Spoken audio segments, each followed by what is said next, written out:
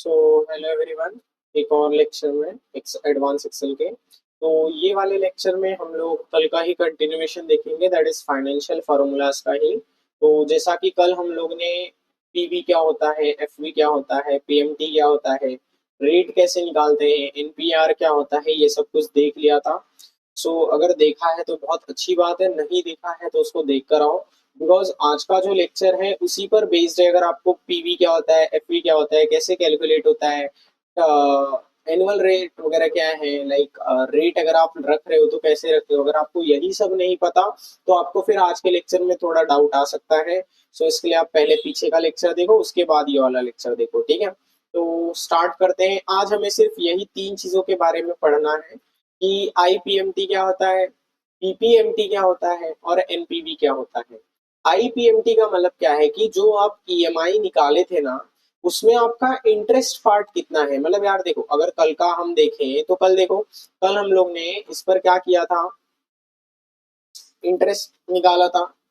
हम लोग ने कल इसके ऊपर क्या निकाला था, इंटरेस्ट निकाला था, बरोबर। तो ये जो इंटरेस्ट निकाला था कितना आ रहा था, देखिए 10,623 रुपए, बरोबर। 10,623 रुपीज। ये आपको क्या करना था, as a first month EMI देना था, एक महीने का ईएमआई देना था।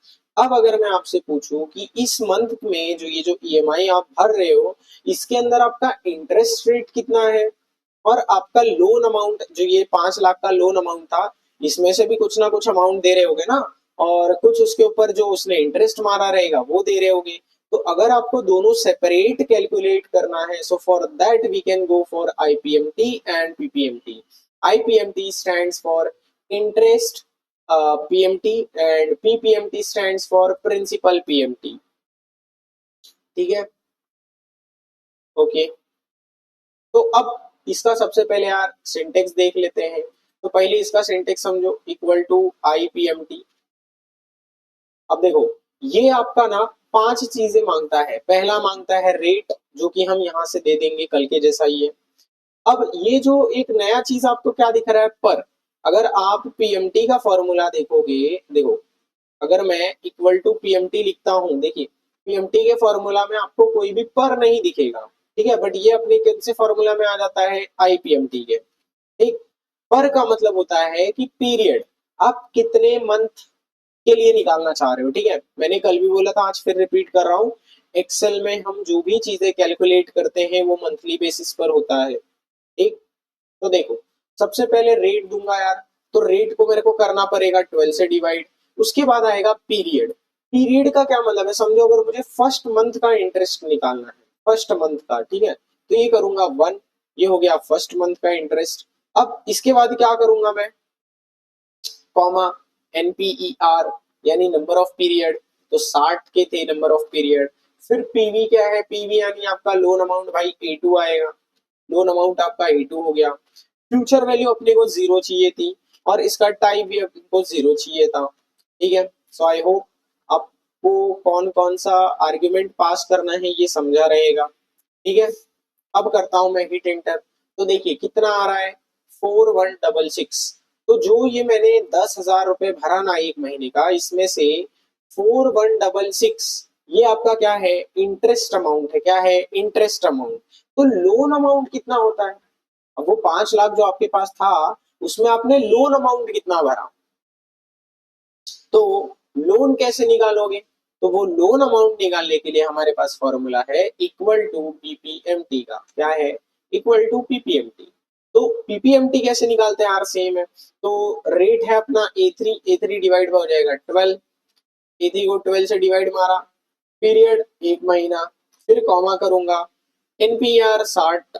फिर उसके बाद प्रिंसिपल वैल्यू क्या है, ए2 सेल में है, फिर कॉमा, एफ भी मुझे देना है जीरो, और ये टाइप भी था जीरो, क्योंकि मुझे एंड ऑफ द पीरियड निकालना, नॉट इन द बिगनिंग, ठीक है। अब हिट एंटर करता हूं तो देखिए क्या आ रहा है, 6456.86। तो अब पता है क्या, देखिए ये तो निकल गया, ठीक है। आपने इंटरेस्ट भी निकाल लिया, आपने यू कैन से लोन भी निकाल लिया कि भाई ये मेरा इंटरेस्ट है फर्स्ट मंथ का, ये मेरा उसी का लोन अमाउंट है। तो बट क्या ये सही है या गलत है, ये कैसे चेक करोगे? तो वो अगर आपको चेक करना है ना, तो हमेशा याद रखना एक फॉर्मूला, जो आपका ईएमआई होता है वो हमेशा किसके इक्वल होता है? आईपीएमटी प्लस पीपीएमटी के। ठीक है, तो ये हमेशा याद रखना कि जो आपका भाई ईएमआई होता है वो हमेशा इक्वल होता है ये दोनों के सम के। अगर ये दोनों का सम इसके इक्वल आता है मतलब आपने सही निकाला है, और अगर नहीं आता है मतलब आपने गलत निकाला है। तो कैसे निकालूंगा मैं? इसको करूंगा प्लस, देखिए 10,623.52, 10,623.52। आई होप आपको समझा रहेगा। अगर आपसे कोई पूछता है कि यार मुझे फर्स्ट मंथ का इंटरेस्ट निकाल कर दो वो लोन अमाउंट पर, वो ईएमआई पर, या आपको कोई बोलता है मुझे फर्स्ट मंथ का आप प्रिंसिपल अमाउंट निकाल कर दो, तो अब आप वो कैलकुलेट कर सकते हो। अच्छा एक और बात, अब ना थोड़ा यहीं पर हम लोग इसको थोड़ा सीख लेते हैं। ये तो हो गए अपनी कौन से मंथ की बात भाई? First month. ये फर्स्ट मंथ का है। बट क्या हो अगर मैं आपको बोलूं मुझे सेकेंड मंथ का निकाल कर दो, तो सेकेंड मंथ का कैसे निकालोगे? कुछ नहीं, फॉर्मूला में कोई चेंजेस नहीं करना है, बस एक छोटी सी चीज बदलेगी जो कि होगा आपका पीरियड। आपका पीरियड बदल जाएगा, number of period, not number of period, just period. कि अब मुझे कितने महीने का चाहिए भाई? 2 महीने का। 2 महीना कर दूंगा, और पीवी क्या करूंगा फिर? पीवी को प्रिंसिपल वैल्यू अपनी A2 है, मेरे को FV0 चाहिए, टाइप 0 चाहिए, हिट एंटर करूंगा। देखो, हाँ अब बोलोगे सर फर्स्ट मंथ में मेरा इंटरेस्ट ज्यादा था, सेकेंड मंथ में कम हो गया। हाँ, बिकॉज आपका लोन अमाउंट भी कम हो गया ना। जो पहले मंथ का हम लोग ने इंटरेस्ट निकाला था वो कितने पर निकाला था? 5 लाख पे। बट सेकेंड मंथ का जो मैंने इंटरेस्ट निकाला है वो 5 लाख पर नहीं निकाला है। ये जो 6,456 है ना, इसको इसमें से माइनस किया करेंगे, तो जो मेरा रिमेनिंग अमाउंट होगा उसके बेसिस पर मैंने ये इंटरेस्ट निकाला है। ठीक, तो इसीलिए अगर आप ध्यान दोगे ना तो इसका पीपीएमटी भी मुझे कम मिलेगा। सेकेंड मंथ का अगर मैं पीपीएमटी निकालू तो वो ध्यान देना कितना आएगा? E3/12, 2, 60, पीवी अपना A2 है, 0,0। अब इसको करते हैं हिट एंटर, तो देखो कितना आया। अच्छा सॉरी, पहले वाले से अपना इस बार सॉरी, इंटरेस्ट कम आएगा, प्रिंसिपल वैल्यू ज्यादा रहेगी। इंटरेस्ट कम आएगा, प्रिंसिपल वैल्यू ज्यादा रहेगी। ये जो मैंने प्रेजेंट वैल्यू ली है भाई, इसी को मैं प्रिंसिपल वैल्यू बोल रहा हूँ। ठीक है, बोल सकते हो, कोई दिक्कत नहीं होगा। तो यही जो अमाउंट है ये आपका क्या हो जाएगा? बढ़ जाएगा, क्योंकि सेकेंड मंथ में इंटरेस्ट कम आएगा ना, अपने पास अमाउंट कम बचेगी। अगर आप देखोगे तो अगर मैं 5 लाख में से माइनस करता हूँ किसको? ये वाले को, तो देखो कितना बचता है। Sorry, 2 minute, 2 minute. तो यहाँ आते हैं थोड़ा, इक्वल टू करते हैं भाई। इक्वल टू करने के बाद अब मैं सिलेक्ट करूंगा इसको और हिट एंटर करता हूँ, तो देखो कितना बच रहा है? 5,04,166.67। तो मेरा जो सेकंड इंस्टॉलमेंट हुआ है ना वो इस अमाउंट के बेसिस पर हुआ है। अब ऐसे ही अगर मैं थर्ड इंस्टॉलमेंट के लिए जाता हूँ, देखना थर्ड इंस्टॉलमेंट के लिए जा रहा हूँ मैं, यानी कि थर्ड मंथ का, तो थर्ड मंथ में और कम रहेगा। थर्ड मंथ में अगर मैं आईपीएमटी निकालता हूँ तो वो मेरा और कम आने वाला है, बिकॉज इस बार मेरा जो अमाउंट है उसमें आपको 6,510 ये अमाउंट फिर से माइनस करना पड़ेगा। तो नंबर ऑफ पीरियड अपना है कितना भाई? 60, प्रिंसिपल 20, देन 0,0, और इसको करते हैं हिट एंटर क्लोज। देखो, आप जैसे जैसे आपका मंथ बढ़ते जा रहा है वैसे वैसे आपका इंटरेस्ट रेट कम होते जाएगा, लेकिन इंटरेस्ट रेट कम हो रहा है, बट आपका जो ये प्रिंसिपल वैल्यू का अमाउंट है, प्रेजेंट वैल्यू यानी कि जो ये लोन अमाउंट का वैल्यू है वो आपका क्या होते जाएगा? बढ़ते जाएगा। ठीक है। अच्छा, लेकिन पता है क्या, एक मजे की बात इसके अंदर क्या है, अगर आप इसको ऐड करते हो इसके साथ, आंसर सेम आएगा। चलो ये वाला भी मैं कैलकुलेट करके दिखाई देता हूँ। IPMT rate E3/12, comma third है अपना instalment, sorry third, comma 60, comma principal value क्या है अपना A2 पर है, फ्यूचर वैल्यू कहाँ पर है भाई, फ्यूचर वैल्यू 0 और टाइप भी है 0, इसको हिट एंटर करते हैं। अगर मैं इसको भी क्या करता हूँ, ऐड करता हूँ इसी के साथ, तो मेरा जो आंसर आएगा वो देख लो तीनों में सेम है, ईएमआई सेम है। उसमें क्या कम होते जा रहा है, इंटरेस्ट, और क्या बढ़ते जा रहा है, लोन अमाउंट। ठीक है, आप जब 60th इंस्टॉलमेंट पर पहुंचोगे, समझो मैं डायरेक्ट 60th इंस्टॉलमेंट का आपको निकाल के दिखाता हूँ। ठीक है, यानी 60वें महीने का अगर आप डेटा निकालोगे तो जो आपका आईपीएमटी आएगा वो किसके इक्वल आने वाला है, रेट है अपना E3 डिवाइड बाई 12 कॉमा, इस बार 60 पर है कॉमा, मंथ भी 60 का है कॉमा, A2 कॉमा 0,0। अब इसको निकाल लो, देखो भाई लास्ट महीने में आपका इंटरेस्ट कितना आया है, 87.80, यानी जो भी बचा कुचा अमाउंट है बाकी के पूरा होने में 10,623 होने में, वो आपका क्या हो जाएगा, पूरा का पूरा पीपीएमटी हो जाएगा। क्या हो जाएगा, पीपीएमटी।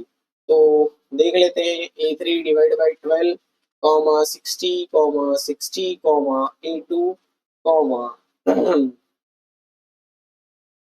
0 कॉमा डॉट नहीं 0,0। अब करते हैं हिट एंटर, तो देखो यार 10,535, चलो ठीक है, आपको ऐड करके भी दिखा देता हूँ मैं, equal to this plus this, कितना आया रिजल्ट आप देख सकते हैं। तो इसी के साथ मैंने आपको ये बता दिया भाई कि अगर आपको जो ईएमआई भर रहे हो उसके अंदर आपको इंटरेस्ट अलग से निकालना है या प्रिंसिपल अलग से निकालना है, तो आप कैसे निकाल सकते हो। हर मंथ आपका कितना इंटरेस्ट हो रहा है, कितना प्रिंसिपल अमाउंट जा रहा है, वो भी आप पता लगा सकते हो ये फॉर्मूलाज की मदद से। तो अब आखिरी वाले को देखते हैं, दैट इज योर एनपीवी। तो यार देखो, जैसा कि कल मैंने बताया था, जो ये आपका फाइनेंशियल फॉर्मूला है ये सिर्फ और सिर्फ लोन के लिए ही नहीं यूज होता है, ये हम लोग इन्वेस्टमेंट वगैरह के लिए भी यूज कर सकते हैं। तो ये जो आपका एनपीवी होता है ना, एनपीवी नेट प्रेजेंट वैल्यू, ये आपका बेसिकली इन्वेस्टमेंट के लिए ही होता है कि आप कहीं पर अगर कुछ अमाउंट इन्वेस्ट वगैरह कर रहे हो तो ये उसी के लिए है।